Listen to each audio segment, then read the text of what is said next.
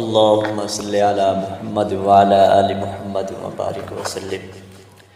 اعوذ باللہ من الشیطان الرجیم، بسم اللہ الرحمن الرحیم۔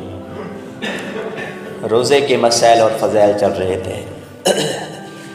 کل تک جتنی صورتیں بتائی تھی کہ ان غلطیوں کے کرنے سے روزہ ٹوٹ جاتا ہے، ان کی قضا تو واجب ہے لیکن کفارہ نہیں ہے۔ لیکن کچھ غلطیاں اس طرح کی ہوتی ہیں جن سے کفارہ بھی واجب ہو جاتا ہے۔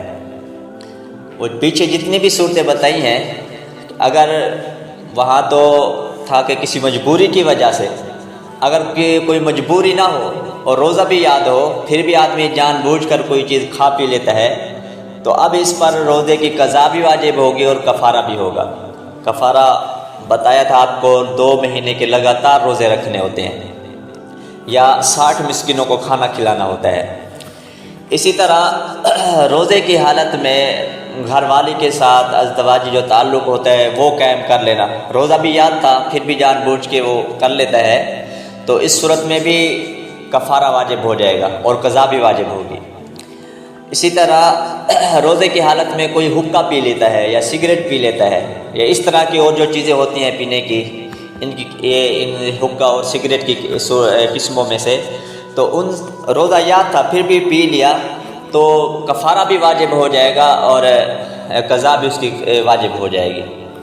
تو جان بوجھ کر کوئی بھی ہم اس طرح کا کام کریں گے جس سے روزہ ٹوٹ جاتا ہے، روزہ یاد ہوتا ہے پھر بھی جان بوجھ کے کر لیتے ہیں، تو پھر کفارہ اور قضا دونوں واجب ہو جاتے ہیں۔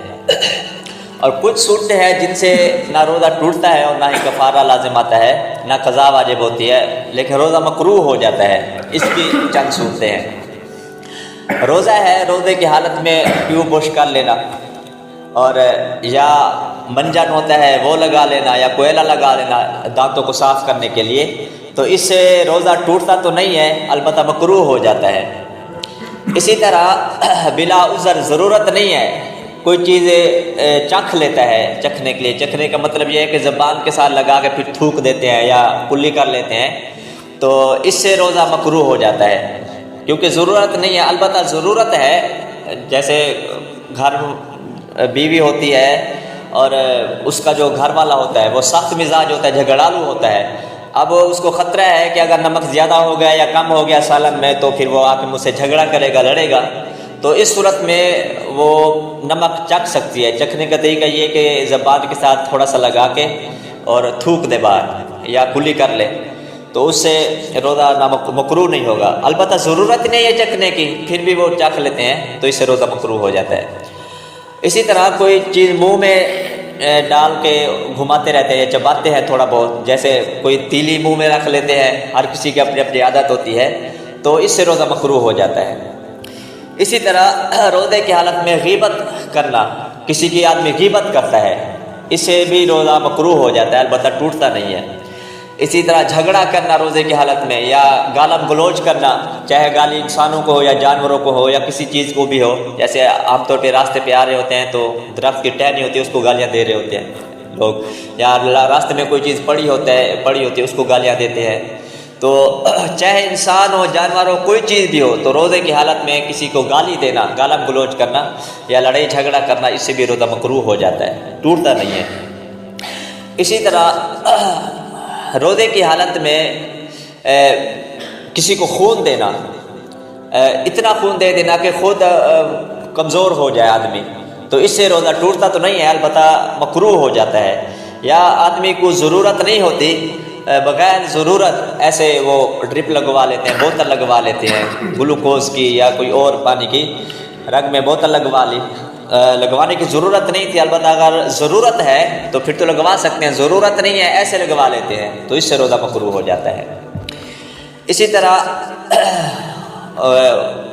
منہ میں تھوک جمع کر کے، اپنا لعاب جمع کر کے پھر پی لیتے ہیں، پھر تھوک جمع کر لی پھر پی لی، ایسے عادت بنا لیتے ہیں، اس سے بھی روزہ مکروہ ہو جاتا ہے۔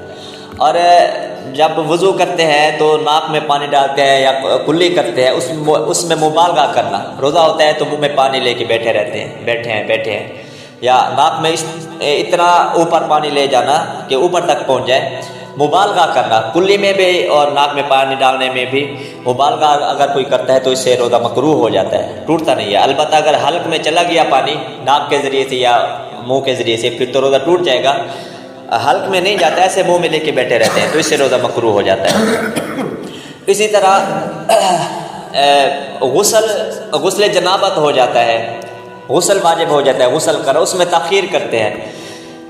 روزے سے پہلے سحری سے پہلے ہم بستری کی، پھر غسل نہیں کیا، پھر روزہ رکھ لیا، اب بھی سورج جو ہے وہ طلوع ہو گیا، اب بھی غسل نہیں کر رہے، تو غسل جنابت میں تاخیر کرنا اس سے بھی روزہ مکروہ ہو جاتا ہے۔ جب غسل ہو تو آدمی اسی وقت غسل جنابت کر لے۔